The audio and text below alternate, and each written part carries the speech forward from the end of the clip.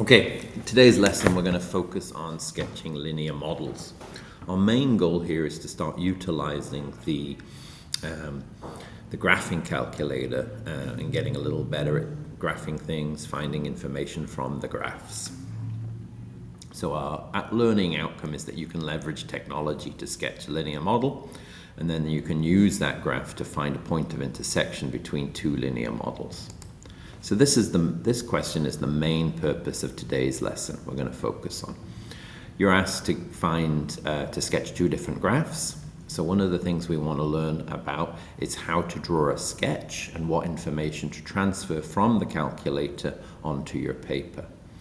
So let's start off by pulling up our calculator. Let's start off with a nice fresh calculator. So press the on button here in the top right, press new, say no to saving, always add a calculator, and then we're ready to start. So we're asked to sketch these two graphs. First thing we need to do is to add a graph page. So add the control button here on the left, and then add page up here above doc, and we're going to add a graph. Our first graph is 2x plus 3.5. So 2x plus 3.5. Our second graph we have to add. So press the tab button, and it'll open up. The quick way to open up your graphing. We need 0.5x plus 7. We draw our second one.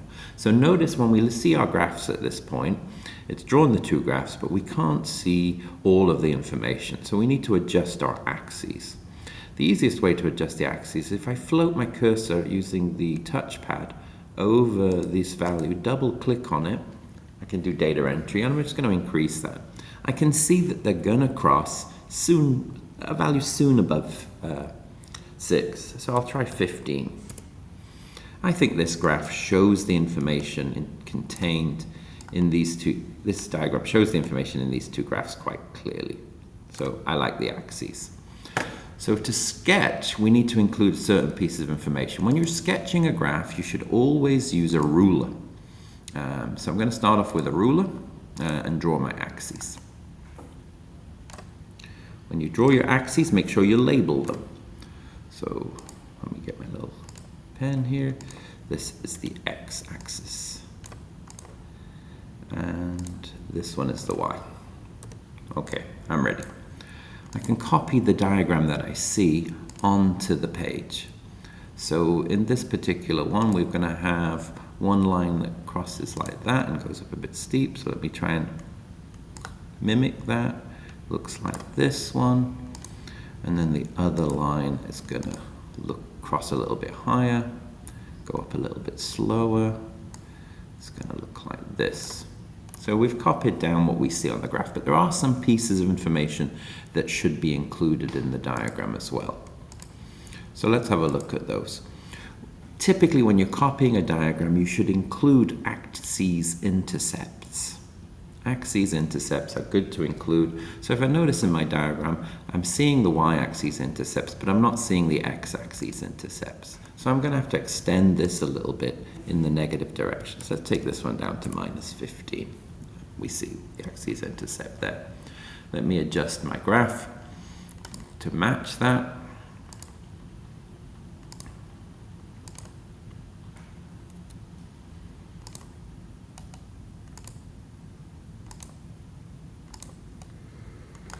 We are looking something like this now. Okay. So, finding the axes intercepts for the graph, we can press menu. I'm going to start off with the easy ones, the y-intercepts. If you can actually see them in the equations, these are in slope-intercept form. But just to show you how we might use the calculator for that, we press menu 5-1, so trace. And then we type in the 0 and press enter. It's going to give me the coordinate on this graph. So notice I've got this little icon here that I'm tracing in the top left corner, and I've got this little thing that's appeared here. This is telling me that I'm reading from graph 1 at the moment. If I press the up arrow here, it'll show me that I'm reading from function 2 now. So if I press enter again twice, I will get this coordinate here. Actually, I only need to press it once now. I want to move things around, so I can press escape. That icon disappears. I change mode. Yeah, I only need to press it once. Now I've got it twice. Okay. So we see those ones. We want to find the x-axis intercepts, and for that one we need to use a different routine. We're going to use Analyze Graph and find the 0. When we click on this one, it asks us which graph. So we'll start off with graph 1. I'll click on it, and then using the touchpad here, I can scroll left and right on the touchpad, stroke it left and right, and I can get the bounds. If I want them to both, I can get both the bounds by clicking here, moving across. Oops, I missed it. Menu, Analyze Graph, 0. Which graph? This one. Actually, let me just do it properly. Click here, move to the right, click there, move this one down, and I see it. I'll repeat, Menu, Analyze Graph, 0. Which graph? I want the red one. Click there, and I see all the information I need to copy down. So let's put that one into the graph. We've got our first axis intercept at 0, 3.5. Let me lower my font size a little bit there. Otherwise I'm not going to fit everything in. One there. Got another one up here. This one is at 0, 7. This one down here is at negative 1.75, 0.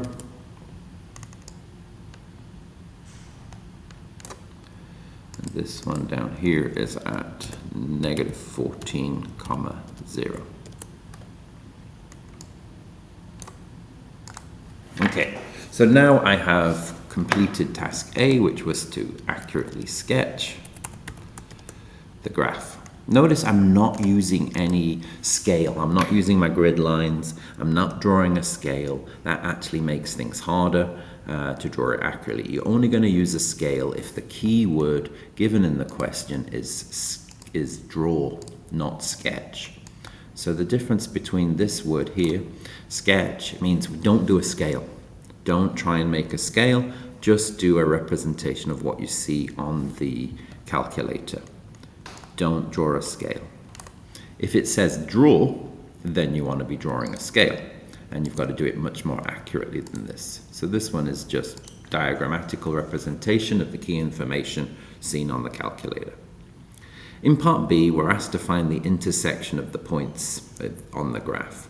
So finding intersection of these 2 points is a routine we can do on the calculator. We press Menu, Analyze Graph, Intersection, and then we scroll across this region here. This is our point of intersection. We have 2.33 and 8.17.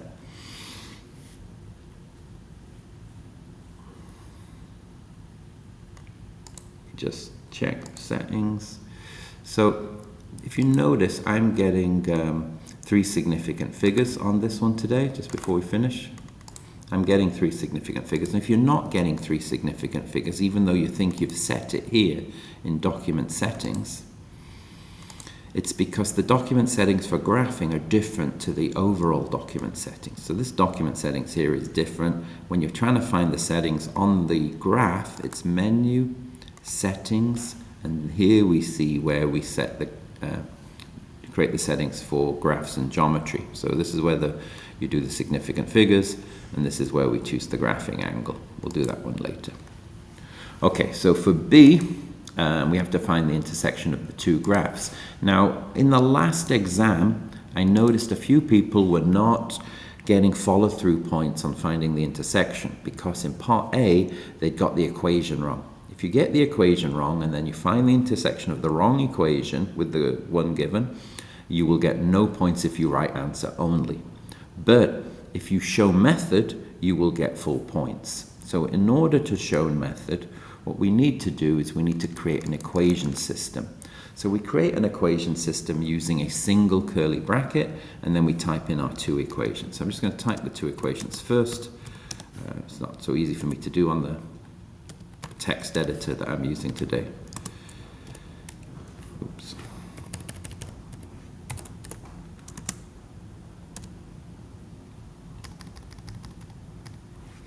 can type g of x equals, and this one is f of x equals. So those are the two functions, but what we're doing here is we're finding where the x coordinate of these two functions and the y coordinate of these two functions cross.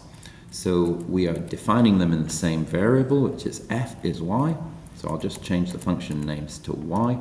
And then to show that I'm creating an equation system, make sure you always put up your two equations and then use the single curly bracket like this. There.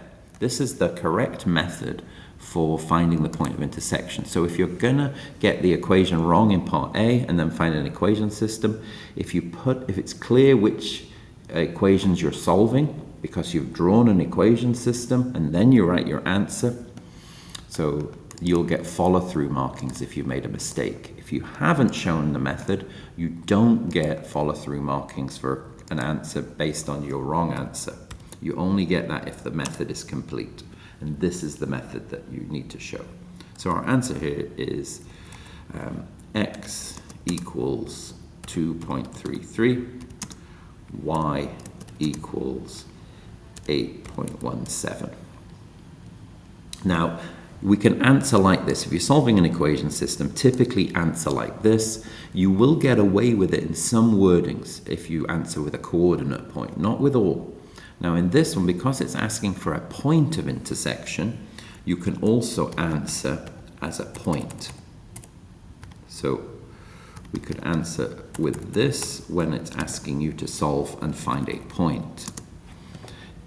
You would also get full marks for writing x equals y equals, always.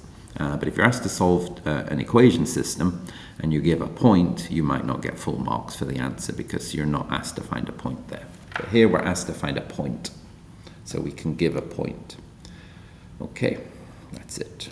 Let's have a look at a couple of the AISLs for today. I've done a video for the other one. Let me do a video for these first two. So I've done a video for this one, but let's have a look at a little video for these ones. So here we're just practicing using slope-intercept form. We're asked to graph this. There's two ways you can do this question. If you understand, it's good for you to understand slope-intercept form. So I would prefer this method. What we need to do is we start off the y-intercept is 3, so we're going to click on 3. To draw the slope now, we look at what's given here. It's 1 over 4. That means y goes up as x goes across by 4. 1, 2, 3, 4. And click submit.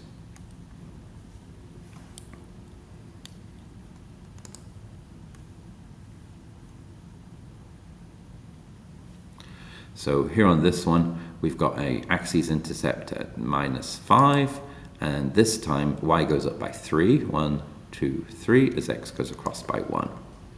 Submit. This is the quickest way. Here on this one, we've got a y-intercept at 6, and then we've got a slope which says we go down by 1 as we go across by 2. Submit. Let me jump up a level.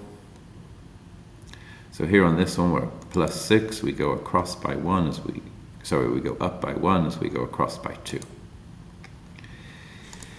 If you get stuck on one of these, obviously we've always got our graphing calculator, so you can sketch it on the graphing calculator and then plot the points given. So another strategy that would work would be -2x + 1. We sketch it, and then we can just trace a couple of points. So menu, analyze, trace, 0, enter, 1, enter. So we can see here on the graph that it's going to go through 0, 1, 1, -1. So 0, 1, 1, -1. Okay, so the other AISL that we're looking at today is writing an equation in slope-intercept form. So it's going backwards for the same question, which is why it's better to do this question by hand, not using the calculator, because doing this question using the calculator is just ridiculous. There is a strategy we can use. I'm not going to show you regression on this point. Okay, so what we really want to look at is what is the slope. As we go up by 1, Do we go through? We don't go through there, do we? Look, we don't go through there. We have to find two good points. Let me get my little pen and show you what's going on here. I can clearly see it's going through 0, minus 6.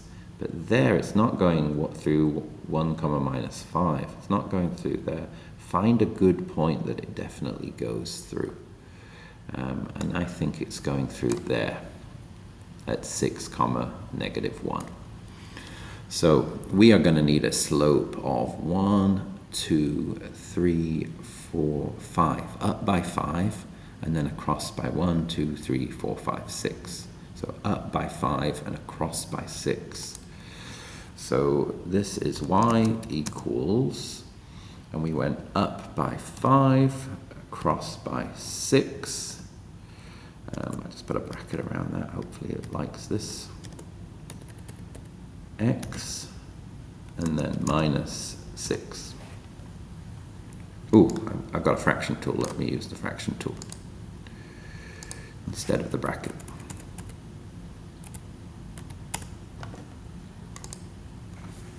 Up by 5 and across by 6. Let me just show you the answer and rub that out. Okay, that's how it should look. Oof, I got it right. Okay, one last one for this one. So we need to find two good points. I'm going to use this point here at minus 1, 3, and then this point here at 0, minus 4. So we are going down 1, 2, 3, and then another 4. So we're going down by 7 as we go across by 1. So y equals, we went minus 7 as we went across by 1. So I don't need the fraction tool. Minus 7x, and then the y-intercept I think is at minus 4. All right, that's it for this video.